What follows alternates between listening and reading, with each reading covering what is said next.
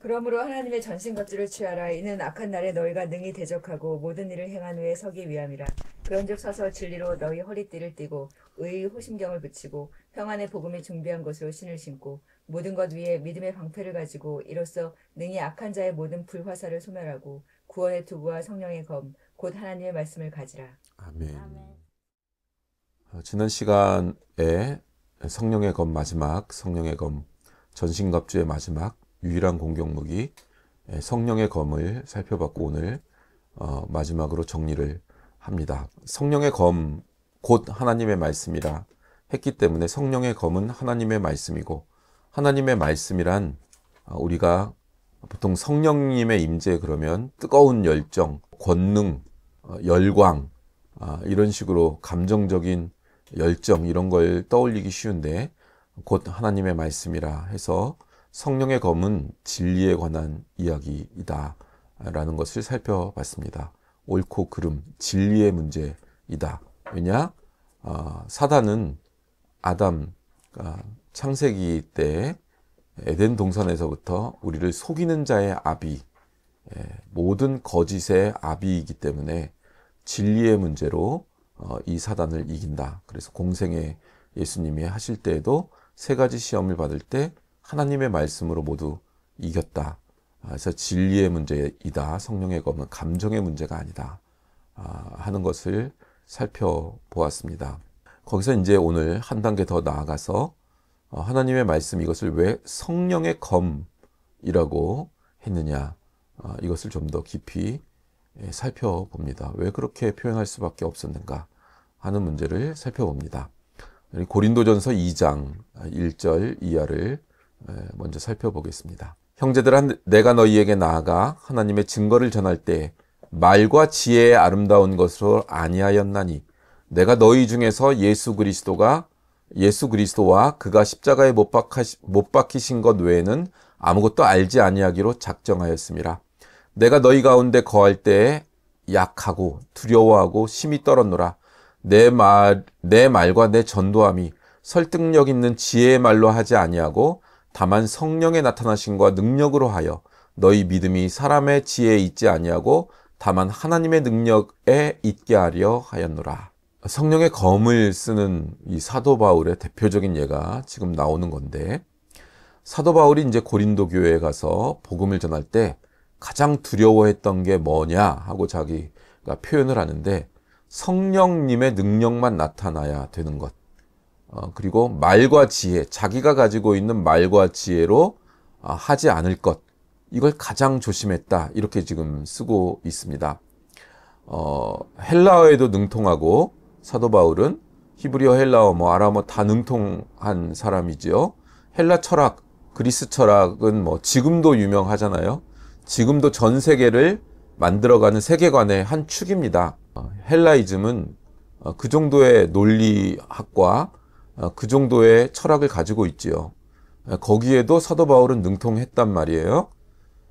굉장히 고급한 헬라어를 썼으니까 사도 바울의 문장들을 이렇게 연구한 학자들에 의하면 사도 바울이 쓴 헬라어는 굉장히 높은 수준의 헬라어, 아주 귀족들이 쓰는 고급한 언어들, 그런 것들로 되어 있다. 이렇게 분석들을 하니까 그 문화에도 정통한 사도 바울이 자신이 말과 지혜로 하게 될 것을 굉장히 걱정했대요. 성령님의 능력으로 행해야 되는 것을 자기의 말과 자기의 지혜로 행할까봐 굉장히 두려워했대요. 굉장히. 여기서 우리는 무엇을 알 수 있을까요? 성령의 검이라고 하니까 성령님의 검, 곧 하나님의 말씀. 성령의 검이라고 표현을 하잖아요. 하나님의 말씀. 말과 지혜로 하지 않는다. 이것들을, 요 문장들을 살펴보면 하나님, 성령의 검, 하나님의 말씀, 하나님을 아는 것은 인간의 사상, 인간의 철학, 인간이 깊이 연구하고 묵상해가지고 자기 연구의 결과로 하나님 나라를 알 수가 없다는 뜻이에요. 성령님의 언어, 성령님의 임재가 아니고서는 하나님이 허락하시지 않고서는 하나님 나라를 알 수가 없다고요. 복음을 논리적으로 설명하고 변증하고 논리학으로 복음을 증명하려고 해도 그 소용이 없는 일이래요. 복음을 설명해서는 알 수가 없대요. 거기에 우리 예영이가 지금 저렇게 자꾸 조는 이유가 있는 거죠. 그죠? 복음을 영적으로 성령님이 임재해서 알게 하시지 않고는 자꾸 논리를 들어가지고는 알 수가 없는 거예요. 그래서 설교를 너무 어렵다 그러는데 설교가 쉽든 어렵든 영으로 영을 이해하는 사람들은 그 말의 논리가 아니라 그 영을 받아먹기 때문에 물론 조금 쉽게 해야 될 필요도 있지만 그 영을 영으로 받아먹게 돼 있어요. 그래서 그 영을 영으로 받아먹지 못하는 사람들한테는 아무리 쉽게 설명을 해도 이해할 수가 없어요. 그 말의 논리나 조금 알지 그 말의 논리를 알고 있다고 자기가 안다고 생각을 한다고 그 사람들은. 근데 이 영을 알고 이 진리를 내 안에 모시고 있는 사람들은 그가 논리만 이해하지 문장을 아는 거지 한국말을 아는 거지 그 본체를 알고 있지 않다는 걸 알아요. 우리는 그걸 잊지 말아야 됩니다. 이걸 잊는 순간 성령의 검을 뽑아야 되는데 자꾸 자신의 검을 뽑아요. 자기 자신의 지식과 논리와 자기가 가지고 있는 지식의 굉장히 많은 지식의 양 그것을 어떻게 논리적으로 체계적으로 연결을 해서 복음을 진리를 증명하려고 그래요. 논리적으로 증명을 하면 그 사람이 납득하고 받아들이고 항복할 것이다 라는 기대를 자꾸 갖는다고요. 근데 그렇게 되어 있지를 않다는 거예요. 자꾸 이 고린도 교회 사람들을 보면서 사도 바울은 이 사람들도 예수 그리스도가 이 땅에 오셔야만 했고 십자가를 지고 죽으셔야만 했고 그리고 부활하셔야만 했다라는 것을 잊지 않으려고 굉장히 노력했대요. 이걸 놓는 순간 자기가 가지고 있는 그 학문, 그 논리학, 그 수많은 지식 그것들로 예수님을 증명하려고 할까봐 그것을 두려워했대요. 예수 그리스도를 아는 지식 외에는 그 어떤 것도 갖지 않기로 작정을 했대요, 자기는. 이거 굉장히 심각하게 고민을 해야 되는 거예요. 설명을 해서 가능하지 않다는 것을. 이걸 통해서 진리를 알아먹을 사람은 단 한 사람도 없습니다. 이 세상의 지혜나 세상 사람의 노력으로 깨우칠 수 있는 것들이 아닙니다. 근데 우리는 진리를 소유한 사람들도 이걸 착각하기 쉬운 게 진리인 걸 자긴 너무나 알아. 이건 사실이야. 팩트라고. 무당 나부랭이들이 막 이상한 예언하고 귀신 임해가지고 예언이나 하는 그런 류의 것들하고는 차원이 다른 진리라는 걸 알아. 그리고 사실이고 이게 가장 높은 수준에 있는 지혜라는 것도 알아. 사실이고 팩트고 진리니까 자꾸 설명을 하려고 한다고. 이게 객관적으로 설명이 되면 납득이 될 거라고 생각을 한다고요. 그래서 자꾸 자신의 검을 뽑는 거예요. 그러면 하나님의 말씀의 힘은 발휘되지를 못한다고요. 내가 너희 가운데 거할 때 약하고 두려워하고 심히 떨었노라. 왜요? 내 말과 내 전도함이 설득력 있는 지혜의 말로 하지 아니하고 다만 성령의 나타나심과 능력으로 하여 너희 믿음이 사람의 지혜에 있지 아니하고 다만 하나님의 능력에 있게 하려 하였노라. 이게 곧 성령의 검 하나님의 말씀입니다. 하나님은 우리가 믿는 진리는 하나님의 진리는 하나님은 영원하시다. 지난주에 한 거죠. 하나님은 시건치 아니하신다. 엉뚱한 말 하지 않으세요. 신실하시다. 후회가 없으시다. 한 번 세운 뜻은 하나님이 말씀하시는 것은 반드시 이루어진다. 사도 바울이 내가 변한 거 봐라. 예수님 잡아 죽이던 내가 변한 거 봐라. 하나님의 말씀은 반드시 이루어진다. 이렇게 지난 시간에 살펴봤죠. 마귀들은 거짓말하는 자들이고 거짓의 아비이고 언제나 속이는 자이고 그런 차원에서 하나님의 말씀의 말씀됨을 우리가 확인을 했다면 우리가 오늘 확인해야 되는 건 그것이 옳다고 해서 사람들에게 납득이 되는 것이 아니요 성령님께서 깨우쳐서 조명해 주시지 않는 한 아무도 그 말씀을 받을 수 없고 깨우칠 수 없다는 것 때문에 하나님의 말씀을 성령의 검으로 가져야 되는 것입니다. 하나님의 말씀을 논리성이나 합리성이나 객관성을 가지려고 그러는 순간 무기가 되지를 않습니다. 하나님의 말씀을 소유한 자로 그래 네가 설명해봐, 설득해봐, 논리적으로 나를 설득해봐. 그러면 또 여러 변증학들이 있거든요. 그걸로 변증해봐야 아 그렇구나 이러지 그 사람들이 항복하지 않습니다.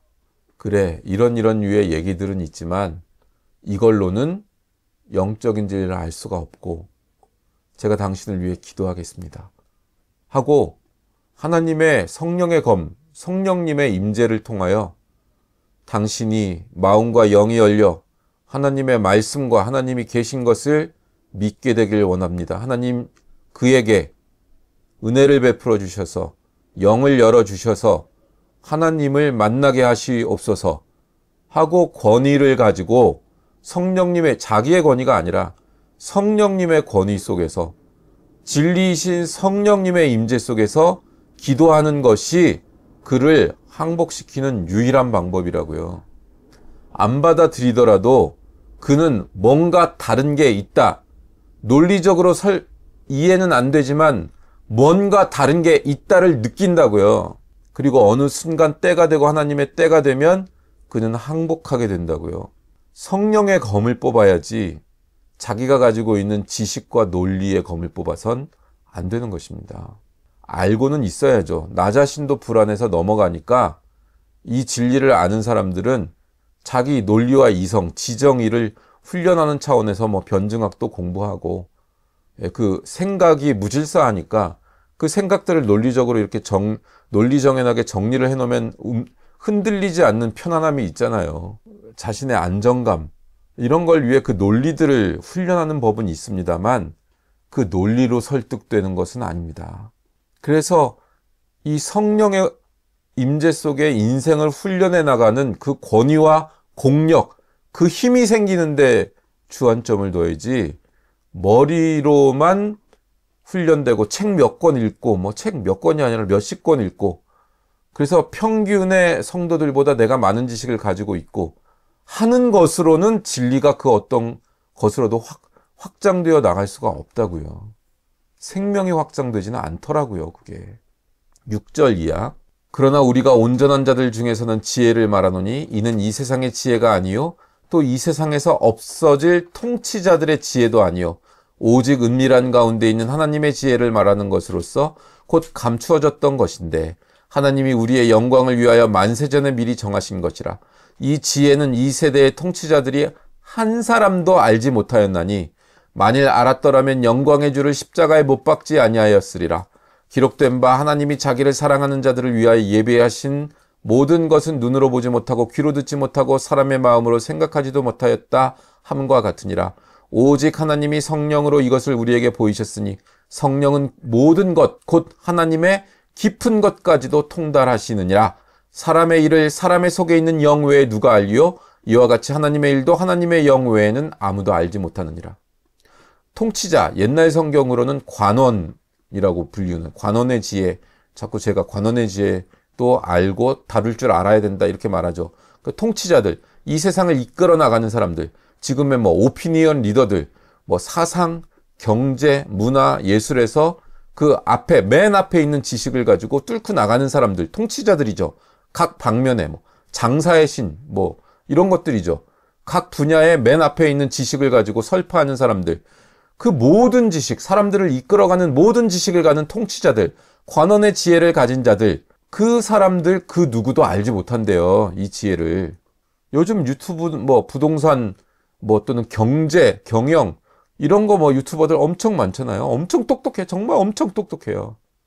근데 그 사람들의 논리로 결코 이 진리를 알지 못한대요. 온 세계가 어떻게 돌아가는지, 온 세계의 판, 경제의 판, 정치의 판이 어떻게 얽히고 설켜 운영돼 나가는지, 어떤 각 권력 집단들이 어떤 식으로 역사적으로 이루어져서 어떤 식으로 이 역사를 쥐고 흔들어 왔는지를 공부해서 그걸 꿰고 알아서 이 경제 경영을 어느 정도 수준에서 해 나가고 있는 그 사람들이 기독교를 이해하는 수준을 보면 굉장히 나보다도 더 많은 기독교의 역사를 알아. 신학교에서 공부한 나보다도 더 많이 알더라고. 근데 예수 그리스도의 본질, 진리의 본질은 알지 못하더라고요. 지식과 논리, 역사적 지식으로만 알지. 이 핵심을 알지 못하더라고요. 김용옥 같이 어마어마하게 막 원전으로 읽고 공부한 사람이 요한복음 강해하는 거 들어보세요. 아, 저 사람은 예수님을 만나질 못하니까 저렇게 썰을 푸는구나. 또 거기에 또 다 넘어가 또. 이 세상의 통치자들도 알지 못합니다. 이 문제를 우리가 착각하면 어떤 문제로 이어지게 되냐면 이게 굉장히 묘하게 이어져요.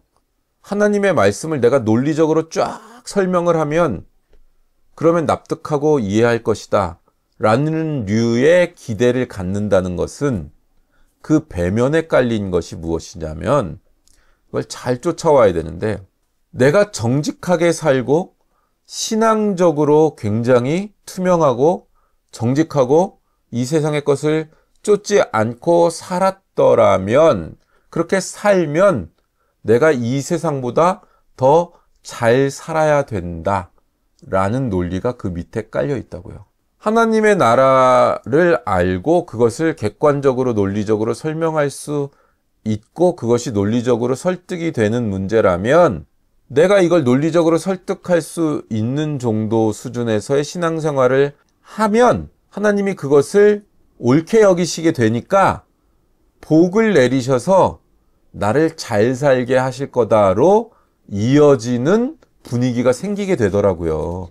이게 굉장히 신실하고 굉장히 신앙에 진심인 사람들이 빠지기 쉬운 오류고 착각인데 이 신실한 사람들이 굉장히 어려운 가운데서도 이것을 지켜내니까 마치 욥처럼 이걸 지켜내며 사니까 왜 나한테 복 주시지 않냐는 덤벼든 대적이 생기더라고요. 난 왜 이렇게 고생해야 됩니까? 근데 이게 설득이 되고 논리적으로 설명해서 설득이 되는 문제고 그 정도 수준의 것이 진리라면 예수님이 십자가에 못 박히실 필요도 없죠. 산상수훈하시고 그 산상수훈이 깊은 내용들이니까 이걸 논리적으로 아주 쉽게 풀어주시면 되지. 그러면 사람들이 다 논리적으로 알아듣고 아 그렇구나 이렇게만 살면 내가 하늘의 복을 얻어가지고 온 땅, 온 지경을 내 것으로 만들 수 있겠구나. 이렇게 되겠죠. 이 세상이 네가 신앙을 가졌어? 하나님이 진짜 있어? 그러면 넌 왜 그 모양으로 살아? 넌 왜 그렇게 사는데? 왜 지질이 볶고 사냐? 좀 멋있게 살지. 우린 멋있게 살아야 됩니다. 이걸 아는 사람은 멋있게 삽니다. 대범하게 살고 지나간 거 돌아보지도 않고 살고 후회 속에 살지 않아요. 멋있게 살아야 되는데 보통은 이걸 아는 데까지 오랜 시간이 걸리고 또 안다고 한들 이걸 아는 사람들은 마귀가 더 큰 불화살을 쏘고 더 큰 공격을 하니까 또 찌들죠. 또 그래서 그런 것이지 세상은 넌 그렇게 네가 진리를 알고 하나님이 살아계시다면 네가 나보다 잘 살아야지. 너는 왜 그 모양으로 사는 거야? 또는 하나님 제가 제 직장에서 잘 나가든 뭐 사회에서 잘 나가든 사업이 잘 나가든 잘 나가게 해주시고 저희 자녀들도 알아서 말 잘 듣고 알아서 공부해갖고 스카이를 가고 유학을 갔다 와서 잘 되게 하심으로 선한 영향력을 온 세계에 끼치게 하심으로 그러니까 거기 속지 마세요. 그건 본질을 벗어난 거예요. 진짜를 알면 그런 소리 안 나와요. 그래도 뭐 나쁜 건 아니니까 선한 영향력을 끼치기 위해 스카이를 가게 해주십시오. 로 가더라고요. 하나님보다 먼저 그리로 가더라고요. 보세요. 교회 대부분의 성도들이 이제 고3이 되었다. 마지막 1년. 이제 교회에서 하루 종일 친구들하고 보내지 말고 이 1년만이라도 예배 드리자마자 축도까지도 하면 복잡해지니까 축도할 때 미리 나가서 학원에 가자. 이 1년만 그렇게 살자. 그렇게 작정을 해요, 안 해요? 네가 좋은 대학을 가야 된다. 하나님께 예배 드리는 것보다, 성경 말씀 읽고 고민하는 것보다 국영수를 잘해야 된다. 해요, 안 해요? 자녀들이 신앙을 갖게 하는데 돈을 쓰는 것보다 학원비를 더 써요, 안 써요? 어려운 게 아니에요. 돈을 어디다 쓰는지 보면 되는 거예요. 선한 영향력을 가져라. 나쁜 건 아닙니다만 그 신앙을 이해하는 수준 자체는 굉장히 어린 수준인 거예요. 그렇게 그런 분위기에서 성장해도 뭐 어차피 그 분위기에서 몇 년 더 살면 그런 건 그냥 환상이다. 진짜 신앙의 훈련이란 그런 게 아니구나. 인간이 얼마나 악한데 나 하나도 바뀌는 게 어려운데 선한 영향력을 목적으로 삼아요. 내가 하나 죄인된 자리에서 하나님께로 방향을 트는 것 자체가 어려운데 그 환상입니다. 그러니까 여러분 신앙생활 하면서 내가 신앙생활을 열심히 하고 남들이 하지 않는 희생을 많이 하는 신앙생활을 했다라는 것으로 내가 이 세상에서도 성공하는 걸로 세상 사람들에게 나를 증명하려고 하는 그 시도를 하지 마십시오. 그건 훈련받는 태도도 아니고 그런 식으로 이끄는 법은 없어요. 빚도 없고 이름도 없고 초라하고 자기를 증명할 것도 없는 그런 위치에 놓으시며 실은 그 위치에서도 하나님과 단둘이 행복한 존재적 완성도가 높아지도록 돼 있지 뭘 열심히 해서 글로벌 리더가 되고 그래서 선한 영향력을 끼쳐. 그럼 피상적인 거예요. 피상적인 거. 진짜 고민을 아직은 들어가진 못한 거예요. 그렇게 전도도 되고 뭐 그런 식으로 전도가 돼서 올 수도 있고 그런 식으로 이제 호감을 갖도록 하는데 쓰일 수는 있겠죠. 그런 방식들이.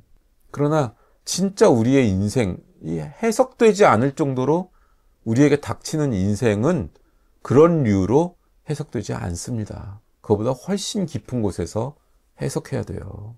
그러니까 저도 이제 나이 50이 넘어서 이루어지고 있는 건데 신앙을 누구한테 증명하고 싶은 마음이 전혀 없어요. 누가 나를 뭐 똑똑한 목사 또는 뭐 말빨 좋은 목사 공부할 만큼 한 목사로 나를 알아주길 원하는 마음이 눈꽃만큼도 없어요. 드러나는 게 너무도 싫고 우리 가정이 어떻게든 요 방향으로 갈 수 있게 하는데도 내 능력은 안 되는구나. 성령님이 이들을 인도하지 않고서는 도무지 안 되는구나 이게. 그것만 확인되지 내가 무슨 목회를 해서 사람들을 불러 모아서 뭘 제자훈련 코스를 잘 세팅해가지고 저 그거 많이 했어요. 십수년 했습니다. 그걸로 사람은 변하지 않으며 그걸로 진짜 훈련은 받지 않는다. 뭐 그게 이제 상황에 따라 필요는 합니다만 지식도 있어야 되니까 필요는 합니다만 진짜 훈련은 그렇게 되지 않는다. 그게 아니면 내가 열심히 신앙생활하면 세상이 나를 인정할 정도로 나는 성공하고 복을 얻는다가 신앙생활이면 성경에는 순교도 없어야 되고 핍박도 없어야 되는 거예요. 왜냐하면 순교당하고 핍박당한 분들이 가장 영성이 높은 분들이었거든요. 그러니까 아무나 순교하고 아무나 핍박받지 않습니다. 저더러는 하나님이 순교하라고 안 하실 거예요. 제가 순교할 만한 수준의 신앙을 못 갖고 있으니까. 그 정도로 순결하지 않으니까. 그건 굉장히 높은 수준에 있는 분들이라고요. 히브리서 11장 가면은 36절 이하는 믿음장이에요. 히브리서 11장은 믿음장. 카인과 아벨부터 쫙 이제 믿음을 지킨 사람들이 어떻게 지켰나 나오잖아요. 36절에 가면 또 어떤 이들은 조롱과 찌찍질 뿐 아니라 결박과 옥에 치는 시련도 받았으며 돌로 치는 것과 톱으로 켜는 것과 시험과 칼로 죽임을 당하고 양과 염소의 가죽을 입고 유리하며 궁핍과 환난과 학대를 받았으니 이게 믿음의 사람들이 겪은 거래요. 이게 뭐 어떤 사람들인데요. 진짜 믿음 가진 사람들은 이랬대요. 그러니까 번영의 복음 같은 건 있을 수 있어요. 굉장히 어린 거예요. 하나님이 살아계신 걸 증명하시려고 기적과 이적이 일어나듯이 뭐 갑자기 내가 완전한 실패를 했는데 갑자기 어떤 우연한 기회들이 겹치더니 막 어마어마한 재벌이 됐어. 완전 막 신용 불량자였는데 그 옛날에 다이얼패드 사장 그 완전 쫄딱 망해가지고 돈이 없으니까 잘 데도 없어가지고 교회 지하 2층의 기도실에서 거기서 숙식을 하다가 거기서 청년부 기도회에 이렇게 있다가 인터넷이 막 시작하던 시절에 아니 인터넷이 시작되네? 공짜로 전화를 할 수가 있겠다. 인터넷망을 이용해서.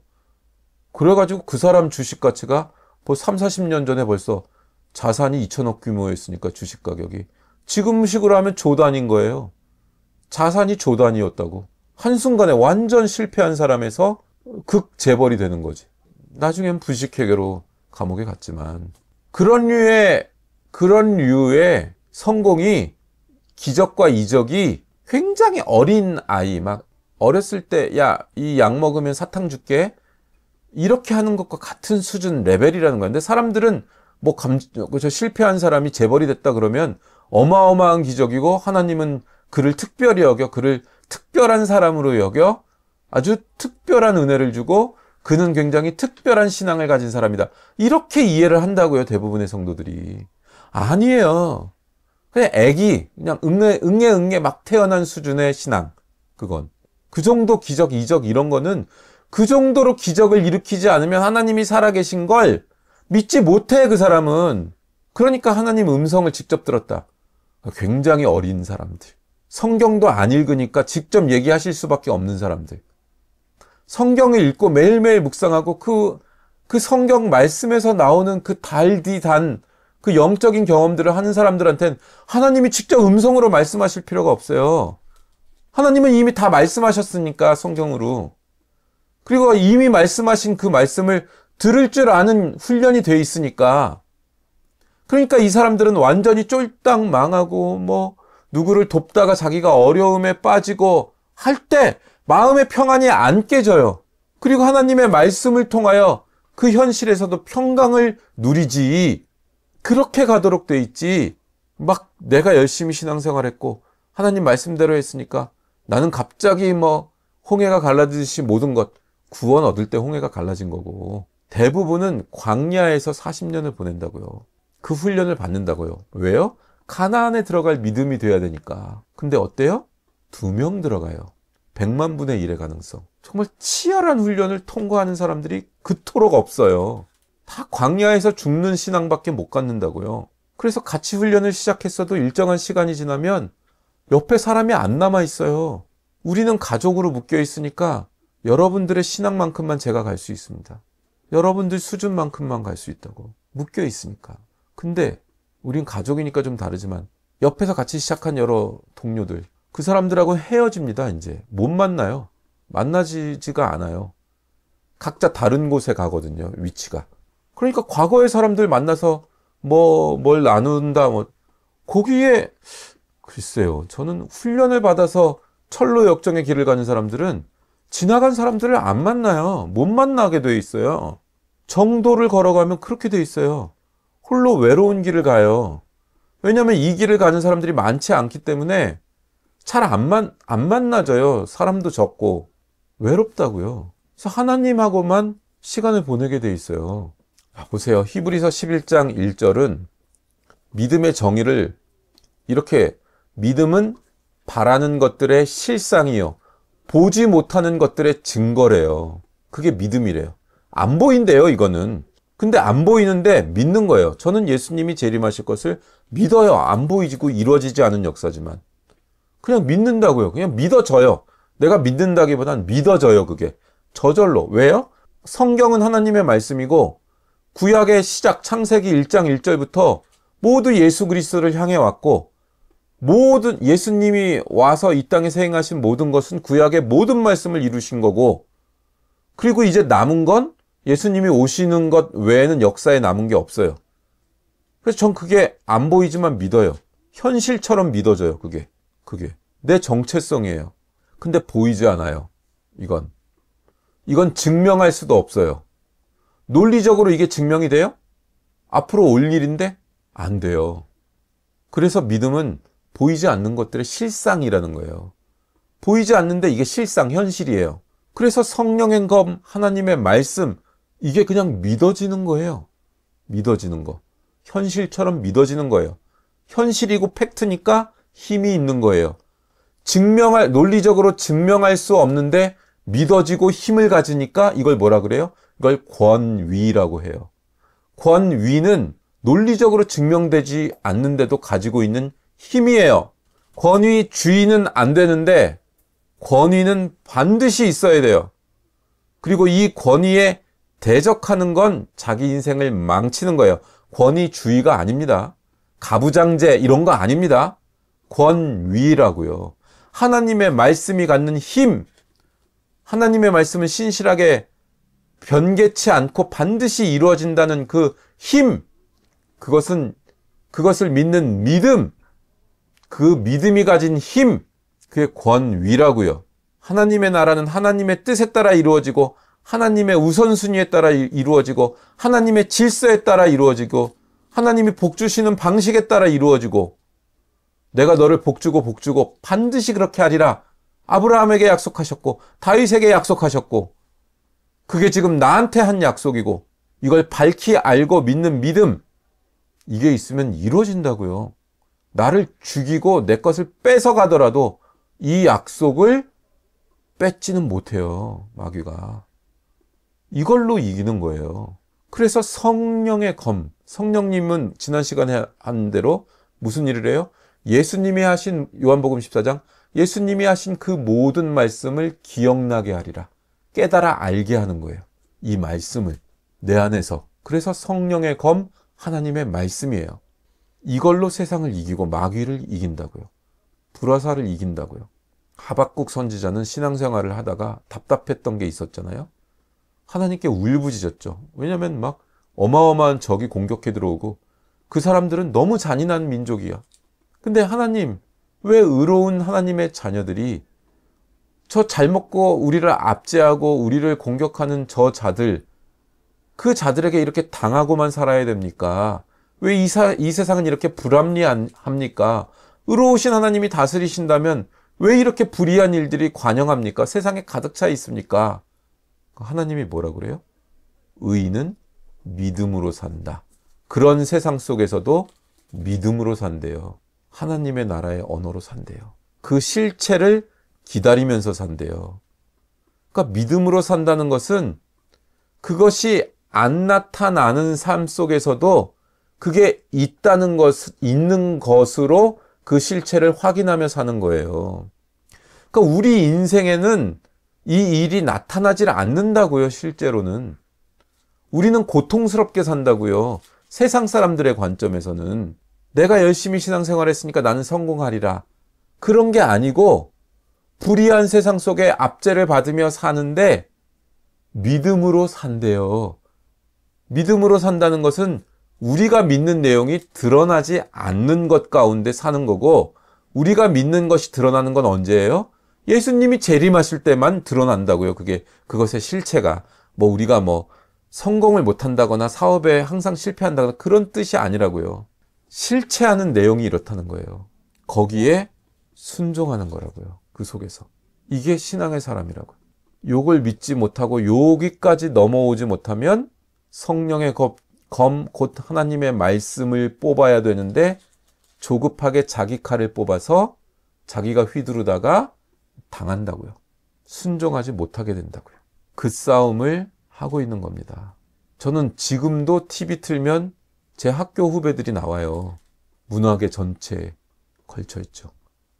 개그계에도 있고 연기하는 애들도 있고 영화 연출에서 히트친 그런 작품들도 많이 한 친구들, 후배들이 있죠. 그래서 예수님 믿고 나서는 내가 예수님 믿었으니까 예수님이 다시 나를 이 세상에 나가게 해서 이런 성공을 나도 거두게 하리라. 그런 믿음을 가졌다고. 나도 유명한 사람이 되리라. 그거 털어내는데 몇십 년이 걸리는 거예요. 그 생각을 바꾸는데 몇십 년이 걸리는 거라고.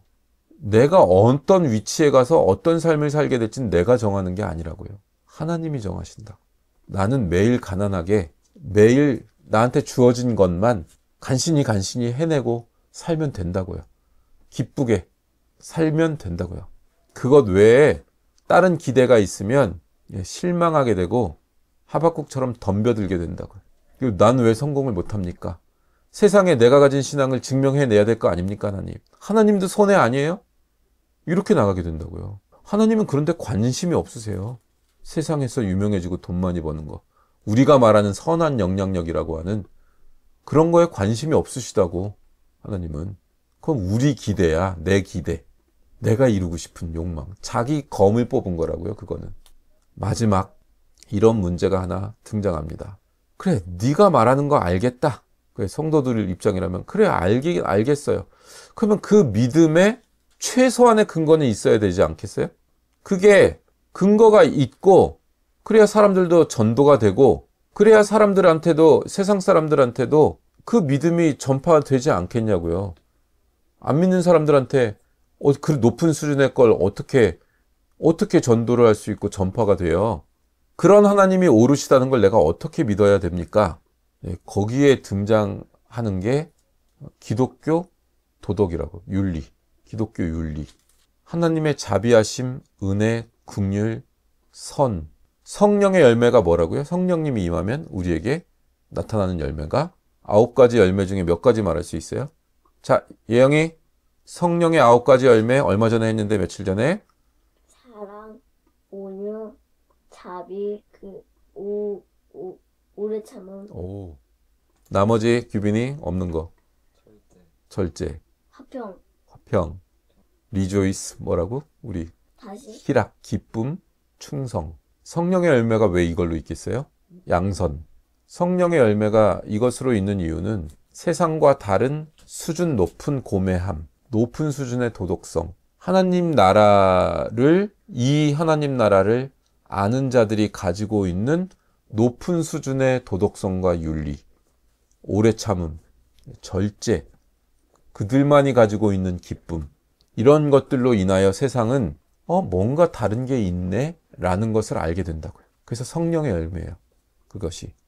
그 성령의 열매가 진리의 핵심과 본질 내용으로서가 아니라 이것들이 하나님의 선한 영향력, 그런 광고 문구 같은 이런 판타지가 아니라 그걸 실체로 그걸 뚫고 나간 자들이 자기 자신을 버리면서 얻어진 성령의 열매를 통하여 하나님의 실체, 성령의 검, 그것이 삶으로 바뀌어 있는 자들을 통하여 경험되어져서 뭔가 있구나.